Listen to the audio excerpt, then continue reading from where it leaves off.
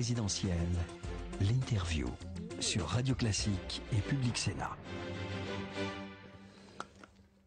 Voilà Robert Rochefort, bonjour, nous sommes sur l'antenne de Public Sénat. Bonjour Gilles et de Radio Classique ce matin. Je rappelle que vous êtes vice-président du MoDem et que vous signez chez Odile Jacob, produire en France, c'est possible. Alors les sujets ne manquent pas ce matin, on va les prendre dans l'ordre. D'abord l'affaire de Toulouse.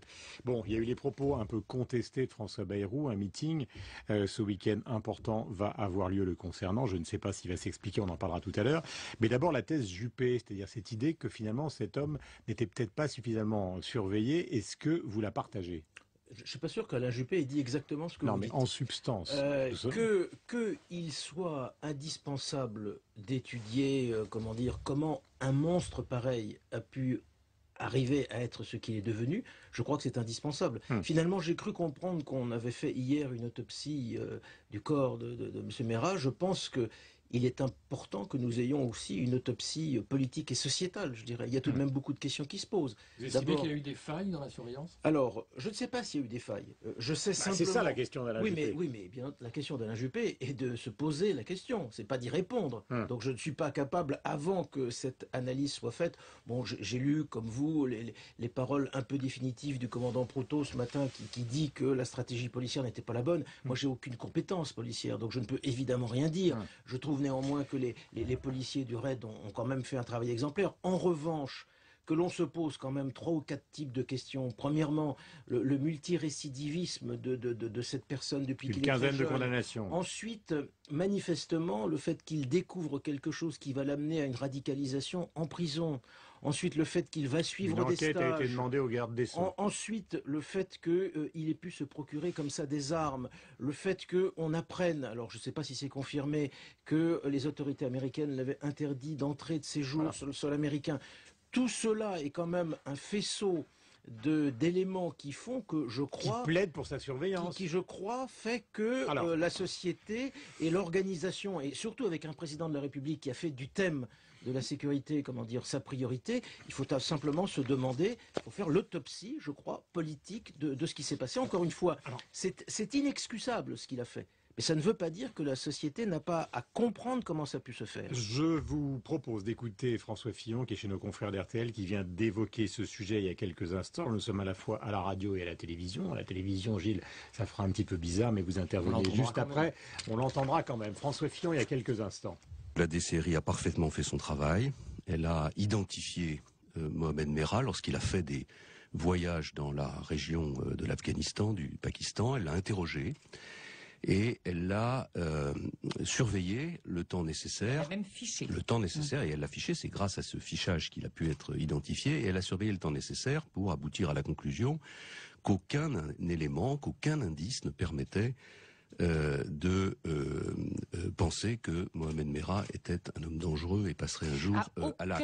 Et je voudrais surtout rappeler à tous ceux qui nous écoutent que nous vivons dans un état de droit. Et je suis d'ailleurs très étonné d'entendre beaucoup de commentateurs en général, et notamment des responsables politiques, qui sont les premiers à s'offusquer de décisions attentatoires aux libertés, en matière de fichiers, en matière de surveillance, et qui voudraient qu'on surveille 24 heures sur 24 quelqu'un sans décision de justice, alors que aucune raison ne permet de le faire. Nous sommes en direct donc avec Robert Rochefort, vice-président du MoDem, un grand meeting de François Bayrou ce week-end. Question, Gilles Vous êtes convaincu par François Fillon qu'on vient d'entendre? Écoutez, il est probablement dans son rôle. C'est normal qu'il défende son administration et ses services. J'ai le sentiment que c'est un petit peu plus compliqué que ça. J'ai tout simplement... Maintenant, mettons-nous face à l'avenir. Évidemment, ce que toute la société souhaite, c'est qu'un cas pareil ne se reproduise pas. Alors, on a Nicolas Sarkozy qui, comme souvent, annonce très très rapidement des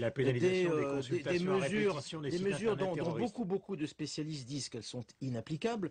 Donc moi, je pose simplement la question très simple. Si les causes fabriquent les mêmes effets, même avec une probabilité extraordinairement faible, qu'allons-nous faire pour qu'une situation pareille ne se reproduise pas?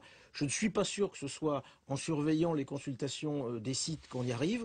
En revanche, que des personnes qui pourraient avoir eu un profil qui ressemble à celui de Mohamed Merah soient tout de même, repérées, suivies un petit peu plus ne me semble pas quelque chose qu'il faille s'interdire de suggérer ou de regarder attentivement. Robert Rochefort, question fondamentale à l'égard de François Bayrou. Est-ce qu'il n'a pas tout simplement gaffé? On voit les sondages, il est en recul, c'est Mélenchon qui est le troisième homme ce matin. Est-ce qu'il n'a pas vraiment gaffé en assimilant ou en laissant entendre que ces poussées terroristes, ces meurtres étaient liés, j'allais dire, à l'ambiance, l'atmosphère qui règne depuis le début du quinquennat de Nicolas Sarkozy? Est-ce que ce n'est pas quand même une assimilation grave? J'ai même entendu Philippe Tesson sur notre antenne ou ailleurs dire que c'était carrément dégueulasse. Je crois que, comme toujours, l'actualité fait qu'on ne retient que la petite phrase. Ce que François Bayrou ne se réduit pas à la petite phrase que vous venez de prononcer. Ce qu'il a dit simplement, c'est que la société et l'exemple d'une monstruosité pareille montre quand même que, même si c'est pas la société qui a produit ce cas extrême, montre néanmoins, avec toutes les étapes dont j'ai parlé tout à l'heure, que cette société est une société qui ne fonctionne pas comme elle devrait fonctionner, même si c'est pas comparable. Rappelez-vous la première fois aux États-Unis où il y a eu une fusillade dans un établissement scolaire. Rappelez-vous comment, en France, nous avons aussitôt posé la question de la société américaine. Donc il ne s'agit pas de dire que la société française est à l'image de cela. Il s'agit simplement, eh bien, je crois que dans là, il y avait quand même la responsabilité du président. C'est ça qui est reproché à François Bayrou. Je crois pas. Je crois d'ailleurs, si vous l'écoutez attentivement, vous verrez qu'il dit que c'est plus profond que ça, que c'est plus ancien que ça. Il y a tout simplement l'évolution d'une société qui est une société qui fabrique plus de l'éclatement que de la cohérence. Alors maintenant, vous me posez la question de Mélenchon. Vous avez commencé votre phrase comme ça. Vous avez dit. Je repose la question concernant François Bayrou. Est-ce qu'il n'aurait pas mieux fait dans ce contexte? Non, je ne crois pas. Mais avant et un peu après.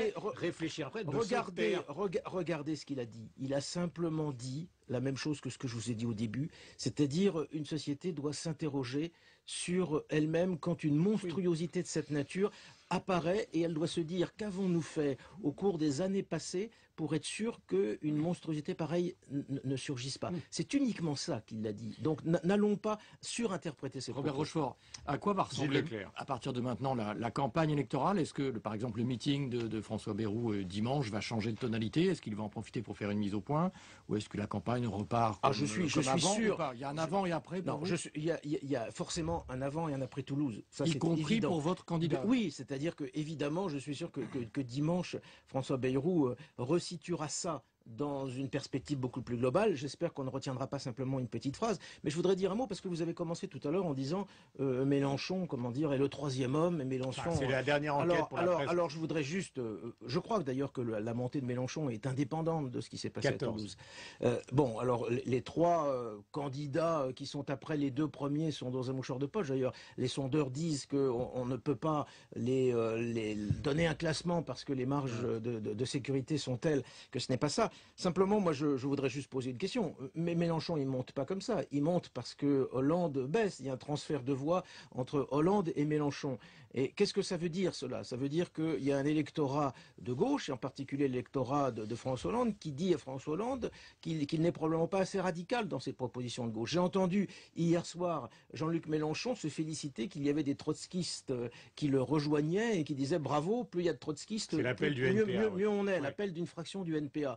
Donc moi je m'interroge simplement, est-ce que François Hollande et est-ce que les électeurs potentiels, ceux qui aujourd'hui envisagent de voter François Hollande, est-ce qu'ils sont contents de ça? Est-ce que ça veut dire que François Hollande va radicaliser son vouloir lancer un appel ce matin? Oui, je me demande tout de même si ceux qui, à l'intérieur de l'électorat de François Hollande et qui se veulent raisonnables, comment réagissent-ils au fait que de toute façon l'électorat de Jean-Luc Mélenchon, vous le savez bien, c'est un électorat de témoignages et d'affirmations radicales qui de toute façon se reportera sur François Hollande. Est-ce que sur ce terrain du centre, ou en tout cas un peu de la social-démocratie, vous allez pas être à partir d'aujourd'hui concurrencé par quelqu'un qui s'appelle Jean-Louis Borloo, qui va ouvertement rentrer en campagne aux côtés de Nicolas Sarkozy à Valenciennes? Ben non, écoutez, ce sera c'est pas une surprise, pour être parfaitement honnête.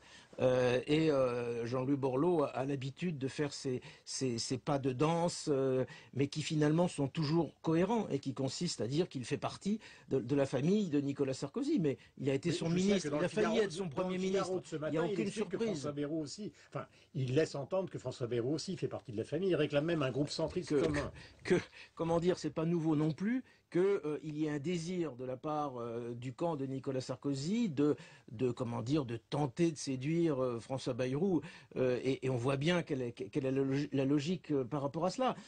Non, vous ne vous retrouvez pas sur des valeurs communes quand même? Attendez. La question n'est pas là. La question est que nous sommes à un mois précisément du premier tour de l'élection présidentielle, que ce qui se passe dans l'actualité va très très vite, que là il y a eu quelque chose qui incontestablement n'était évidemment pas prévisible et qui a monopolisé notre attention pendant un certain nombre de jours. La question qui se pose maintenant, c'est comment va se construire la campagne présidentielle dans le mois qui reste.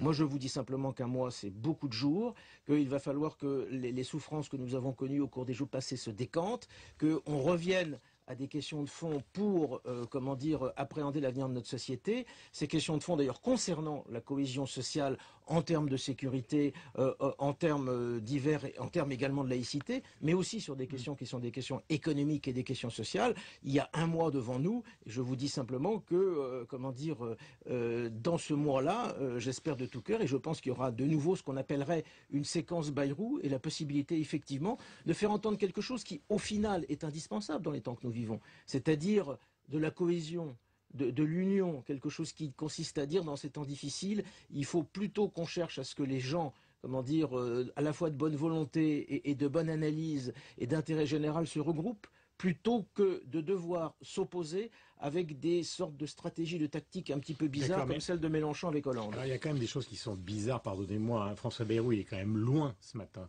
dans les sondages des deux premiers. Donc sa participation au deuxième tour est une participation plus que douteuse. Elle n'est pas acquise, si c'est ce que vous voulez dire. Bon, alors, maintenant, les gens, beaucoup d'électorats se demandent à quoi ils jouent. Parce que finalement, à force de critiquer le PS d'un côté et de critiquer le président de la République de l'autre, il y a beaucoup de gens qui commencent à écrire, au fond, François Bayrou, il est très content d'être président du MoDem, tranquillement installé chez lui. Il fait de la télévision, il fait de la radio, il revient à chaque campagne électorale, mais il n'a aucune envie de participer à une expérience de gouvernement. Donc tout ça, ce sont des mots. Alors, on va reprendre vos propos. François Bayrou, quand il critique le leader socialiste et le leader de l'UMP, enfin en tout cas le président sortant. Mais il veut participer à une expérience gouvernementale, excusez-moi, il veut faire le moraliste assis derrière son bureau. Il est tout simplement à l'image de ce que les Français pensent. C'est-à-dire les Français pensent que cette campagne n'est pas bonne et que l'opposition et cette espèce de... Même d'ailleurs, 24 heures à peine après le dénouement de l'affaire de Toulouse, on voit bien que ça vole bas tout de même les arguments et les façons de s'attaquer.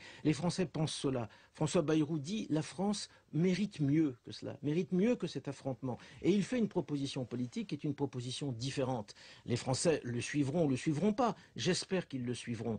S'ils le suivent, eh bien c'est très bien. S'ils ne le suivent pas, eh bien François Bayrou, comme il l'a déjà dit, prendra une décision, fera un choix.